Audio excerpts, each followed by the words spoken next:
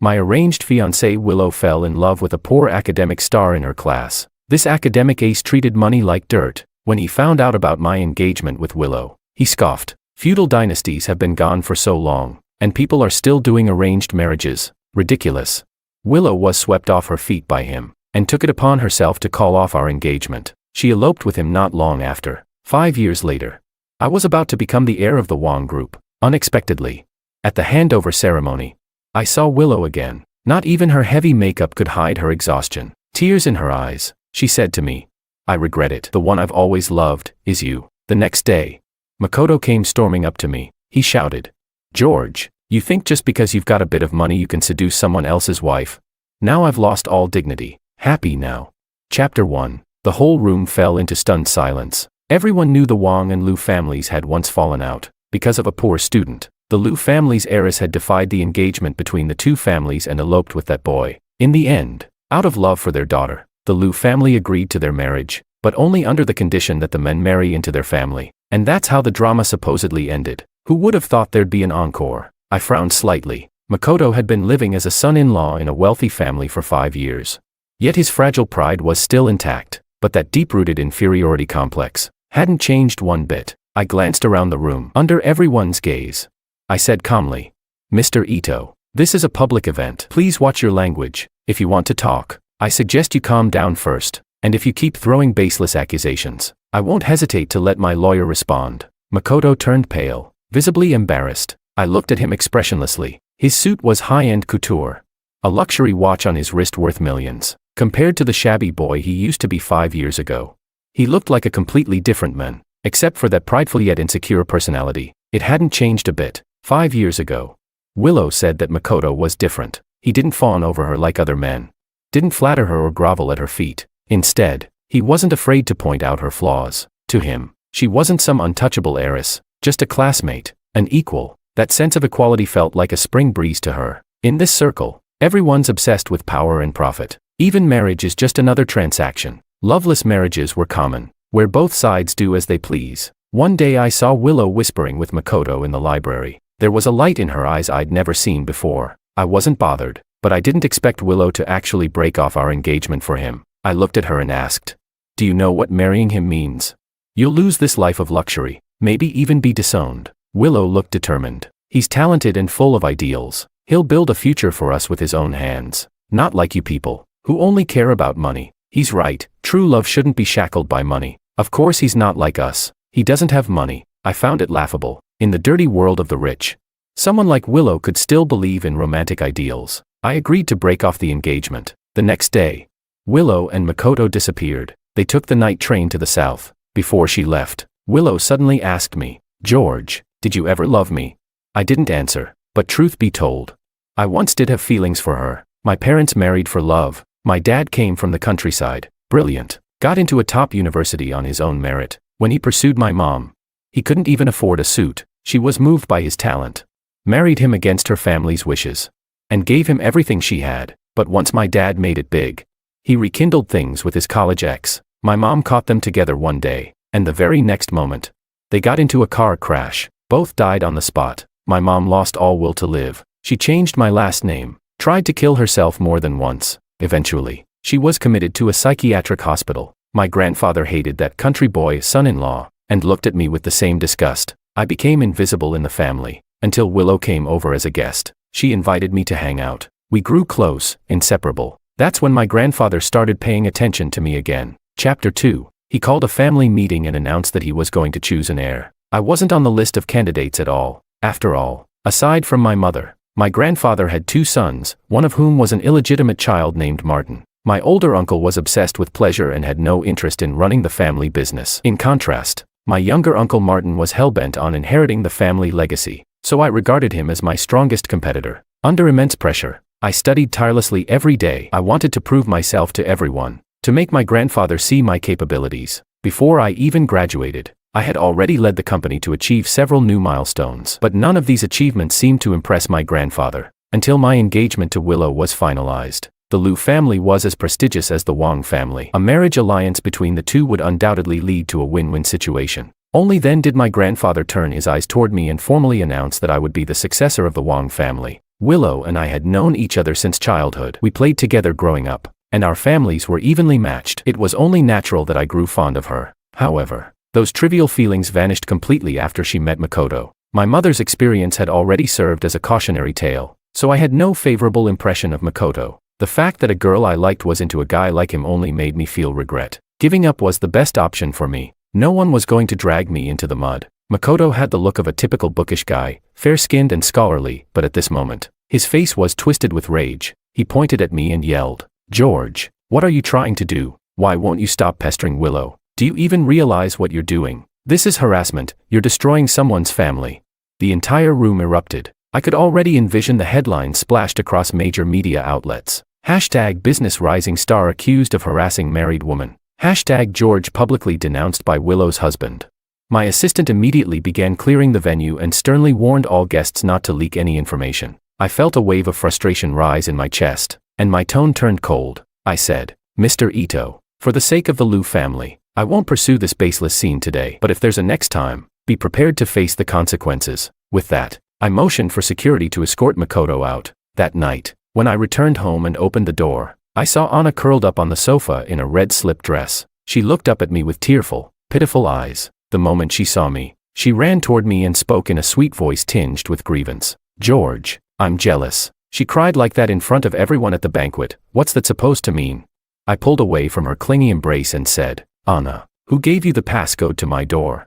Her eyes sparkled as she looked at me, still pitifully, and said, "It was Grandpa Wang who asked me to move in." Looking around, the once cold and empty room now had all sorts of decorations a young girl would like. The whole place now radiated a warm, cozy vibe. I couldn't help but frown. Her eyes never left me. Seeing my expression, she hurried to explain in a soft and gentle voice, "Don't be mad. If you don't like it, I'll move out right away." Chapter 3. As she spoke, she turned to start packing her things. I grabbed her wrist and said, "Forget it. We're having the wedding in a few months anyway." Her eyes lit up like stars in an instant. She looked at me in ecstatic joy and asked, "You must be tired, right? Want me to show you the new decorations?" I was curious to see what else she had added, so I let her take me on the tour. When we stepped into the bedroom, one entire wall was covered with our photos. From the moment we met, to the moments we became a couple, each memory captured and frozen in time. No matter how you looked at it, the whole scene was full of girlish romance. I couldn't help but smile. The corners of my lips lifted unconsciously. She asked, "I did a bit of decorating. What do you think?" Her eyes were full of anticipation, like a kitten waiting for its owner to pet it. It was hard to believe that this girl in front of me was the same one who had taken over the Sioux group after her parents died in an accident. Like she had been handed the script of a true female lead in a power drama. In just a few years, she turned the company from loss to profit and led Sioux group to surpass every elite family in Beijing. And she was only 25, 4 years younger than me. In business settings, she always gave off a cold, distant impression. But today, I was finally seeing the youthful vitality she should have had. Not wanting to dampen her enthusiasm, I casually praised her. "The photos look nice." Anna froze for a second. A blush crept across her pale cheeks, spreading all the way to the tips of her ears. She murmured softly, "We can take more like these in the future." I was suddenly stunned. That's when I realized, all the photos showed us in very intimate poses, which made my compliment come off as especially suggestive. Feeling a bit awkward, I forced myself to stay calm and said, "It's getting late. I'll go rest." With that, I quickly went upstairs. Grandpa allowing Anna to move in didn't surprise me. Ever since his illness forced him to step down, the Wang family had been on a steep decline. Even with all my efforts, I was only barely managing to keep things from falling apart. Restoring the Wang family to its former glory was easier said than done. He had once pinned his hopes on the Liu family, but that engagement had fallen through. Anna's appearance gave him a new sense of hope. He had said to me, "George, it's not that Grandpa doesn't trust you, but sailing through storms requires wind, and rising high takes momentum. Only those who know how to ride the wave are truly wise. The Sioux family is our best possible ally." I understood the logic well. Marriages between prominent families had always been a way to secure power. As long as it could help me, I was willing to accept it. My brother David was having a birthday party at the clubhouse. As I pushed the door open, the first thing I saw was Willow and Makoto sitting together, side by side, close as ever. Chapter 4. She looked at me with grievance in her eyes, a storm of emotion swirling within them. I calmly avoided her gaze and moved to the farthest corner of the sofa. David quickly leaned in and whispered, "Willow said she wanted to come. We're all in the same social circle, it's hard to say no." Who knew her husband would shamelessly show up uninvited? Not wanting to discuss it, I pulled out a gift box from my bag and said, Happy birthday. He tore open the wrapping without delay, and his eyes lit up instantly. He laughed and said, "Bro, you know me too well." Inside was a limited edition mechanical watch. I had pulled a lot of strings to get my hands on it. David blinked and said, "For such an expensive gift, I feel like I should call you Godfather, otherwise, I'd feel bad." He continued, "Dave has drifted through life, only regretting never meeting a worthy master." The others joined in teasing. "Wong, have you considered adopting another godson?" Just as everyone was joking and the room was filled with cheer, Makoto suddenly stood up. The cheerful atmosphere vanished in an instant. Everyone exchanged awkward glances. He stood there with a stony face and said to Willow, "Come outside." Willow silently got up and followed him. The two of them argued loudly in the hallway, and their voices were clearly audible. Everyone awkwardly perked up their ears. Makoto, clearly agitated, said, "You've been staring at George since we walked in. What the hell does that mean? What do you want from him?" Willow snapped back, "Why are you yelling? All you ever do is jump to conclusions. The less capable you are, the more aggressive you act at home. Outside, you're nothing but a coward." "I'm a coward," Makoto roared, his fury boiling over. "Then let me show you just how cowardly I am." The door was suddenly flung open. Makoto stormed into the room like a madman. He marched right up to me and pointed at Willow, shouting, "George, if you want this woman, take her. I'm done with her." Willow chased in after him, grabbing his arm. "Are you done losing your mind? You're humiliating us. Can't we talk about this at home?" Makoto yanked his arm away and screamed. "Talk about what? About how you still have feelings for George? How you keep thinking about him in secret? How you mutter his name in your sleep? Ha, I'm embarrassing. Willow, don't act so high and mighty. Who was the one desperate to marry me back then? I warned you, I'm not into the rich kid games you people play." Willow couldn't hold back anymore. Her eyes turned red as she shouted, "Yes, I was the one who insisted on marrying you, but Makoto, don't make me regret it." Chapter 5. Makoto looked like he had been struck by lightning, frozen in place. The entire room fell into a dead silence. Then he laughed. A twisted, desperate laugh. He said, "So, you've finally said it." Each word cut like a blade, every sentence bleeding pain. Willow collapsed onto the sofa, looking completely drained. "I couldn't stand this ridiculous drama anymore," I said. "David, I'm leaving." Makoto pounced in front of me like a wild animal, eyes blazing with rage. "George, you stole my wife and now you want to run. You're nothing but a hypocrite in a suit, a beast in gentleman's clothing." Without a word, I swung my fist straight into his jaw. Makoto staggered back, clutching his face, staring at me in disbelief. I said coldly, "A parasite like you, looking down on elite families while enjoying every bit of their perks. You have no ability, no career, yet you still dare to act tough." My words hit his sore spot. His face turned red with rage. He gritted his teeth and said, "Who the hell wants your money? You think being rich makes you special? People like you are disgusting." I didn't deny that powerful families have many flaws, and I didn't believe that money and competence were always linked, but wanting the benefits while insulting the source, that was shameless. I sneered, "Remember this, someone like you has no right to bark in front of me." Makoto's face turned white, then red again. Infuriated by my words, he blurted out, "I'm not worthy. I'm not even impressed by trust fund brats like you." That sentence offended everyone in the room. The guests' faces soured immediately. Someone said, "Willow, since your husband looks down on all of us, maybe you two shouldn't be showing up at our gatherings anymore." Willow's face turned pale, embarrassed. She repeatedly apologized and dragged Makoto out by force. What was supposed to be a fun celebration ended in a complete mess. David noticed I wasn't in the mood and insisted on taking me to a bar to continue the night. He skillfully called over a line of hostesses, each stunning and perfectly styled. He winked at me and said, "George, first time here, don't worry. These girls are all very professional." He waved to one hostess who looked like a current celebrity. "Hey, go pour a drink for President Wong." The woman walked over gracefully and knelt beside me to pour the wine. I frowned. "Stand up. Pour it from standing, it's fine." Chapter 6. David took a sip of his drink and said mysteriously, "I heard something interesting the other day. It was about Makoto. The guy really was different. He treated money like dirt. Specifically, after rising from humble origins to become the son-in-law of a wealthy family, he deliberately kept his distance from the Lius. He refused to work for any of the Liu family businesses and insisted on building his career from scratch.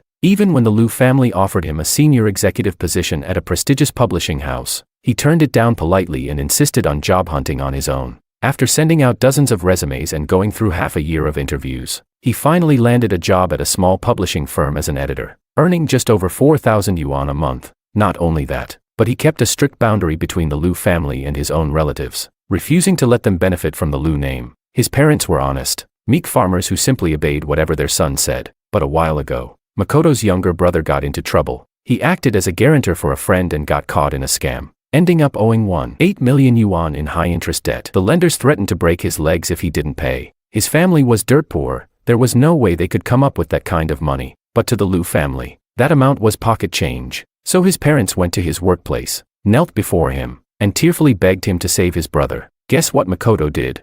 He pulled out a passbook with all his savings since he started working, 25,000 yuan. His parents broke down, unable to believe how heartless their son had become. They said, "You're really going to just stand by and watch your brother get crippled? This could ruin his entire future."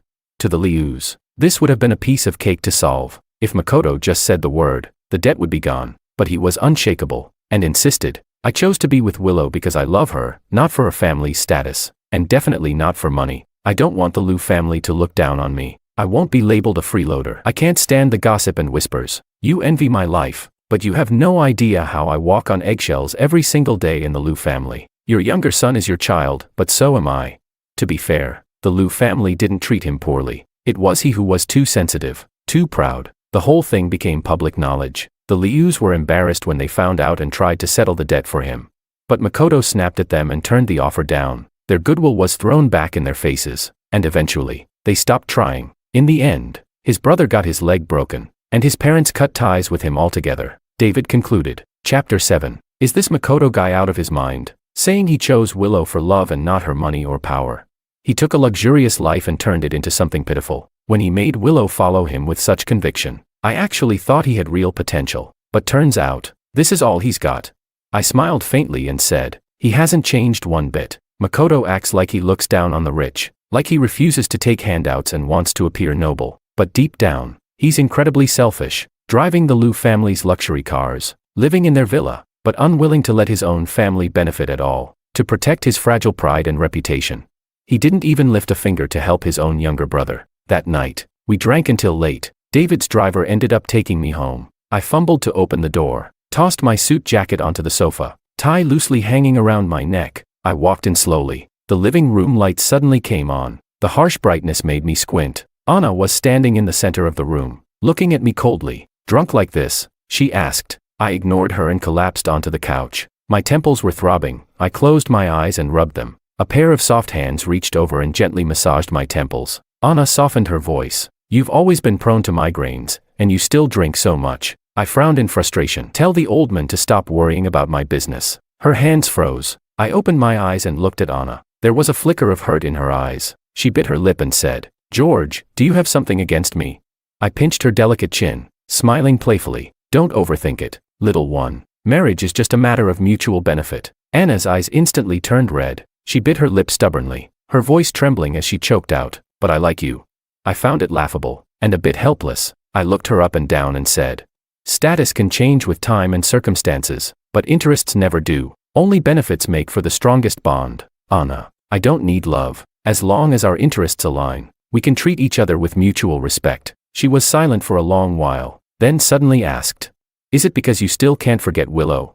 I frowned, annoyed. "No, I only care about myself. Successful people pursue interests, only fools get caught up in love." Anna suddenly smiled. She said that she and I wanted the same thing, a relationship built on shared interests. We definitely treat each other with respect. I had no words. I truly didn't understand where Anna's obsession with me came from. She never said, and I couldn't be bothered to dig deeper. Let her be. Chapter 8. A few days later, I unexpectedly ran into Willow at a business cocktail event. Just my luck. I immediately turned around, ready to leave, but she hurried after me. "George Gidge," she called. I stopped in my tracks and replied coldly, "We're not close. Please don't call me that." A flicker of pain crossed her eyes. She said, "Why are you treating me so coldly? We grew up together. What happened before was my fault." I cut her off immediately. "That's enough. If there's nothing else, I'll be going." I turned to leave. Willow grabbed my arm, her eyes brimming with tears. "I've only now realized the person I truly love has always been you. Can you give me another chance? Can we try again?" I felt nauseated. My entire body went cold. I yanked my arm away and sneered. "What does your love have to do with me?" George, don't go back to leftovers. You were the one who insisted on breaking off the engagement and marrying Makoto. At the time, even though we were on opposing sides, I could still respect your naive determination. But now, You couldn't even hold on to that little bit of dignity. You're someone's wife, yet here you are, clinging to another man. Isn't that disgustingly cheap? Willow's face went pale as a sheet, and she stood frozen on the spot. This scene was caught by a bystander and quickly made it to the top of the trending searches. Although my team moved fast and got it taken down, the online buzz was still going strong. Some said Willow's marriage was in crisis, her dream of marrying into wealth had fallen apart. Others accused me of seducing a married woman, saying I was shameless to be thinking about an ex even after getting engaged to Anna. Makoto seized the opportunity to post a vague late-night tweet, insinuating that I had interfered in their marriage. David couldn't hold back anymore and directly clapped back on Weibo. Disgusting pair trying to stay relevant. A self-loathing, sensitive leech and a shameless green TB*TCH. What a match made in trash heaven. Get lost, the both of you. Soon after, someone dug up footage of Willow breaking down in tears at my succession ceremony, and Makoto causing a scene at my banquet. The internet split into two camps. Some said this was what a Phoenixman gets, trying to marry up and getting burned. Serves him right. Others defended Makoto, saying he had pride and never flaunted wealth, and that their relationship was pure love. The online fight was intense. When Grandpa summoned me back to the old house to explain, Anna happened to be with me. She insisted on coming along. When I opened the study door, Martin was already inside waiting. Chapter 9. He immediately seized the moment to mock me. Well, the big shot finally graces us with his presence. Grandpa's been waiting. What an entrance. I responded coldly. If the company weren't being held back by a useless idiot like you, I wouldn't be so busy. It's beyond me how someone as wise as Grandpa could have a fool like you for a son. Martin's face twisted in rage. He raised his fist to hit me and shouted, "You ungrateful little bastard, I'm your uncle." Anna stepped forward, pushing him back. "Mr. Wong, I suggest you think twice before laying a hand on him. George isn't just the heir of the Wong family, he's also my future husband. You have no right to touch either identity." Martin was stunned speechless, his face dark and stormy. He finally forced out a sarcastic remark. "Miss Su sure is generous, so many rumors flying around about your fiancé, and you're not even bothered. Do you think it's charming when a man flirts around? Are you planning to just tolerate it?" The next second, my fist connected squarely with his face. I asked coldly, feeling clear-headed yet, "If not, I don't mind giving you another punch." Martin trembled with anger but didn't dare fight back. He howled. "What did I say that wasn't true? You're just a womanizing scumbag, just like your father."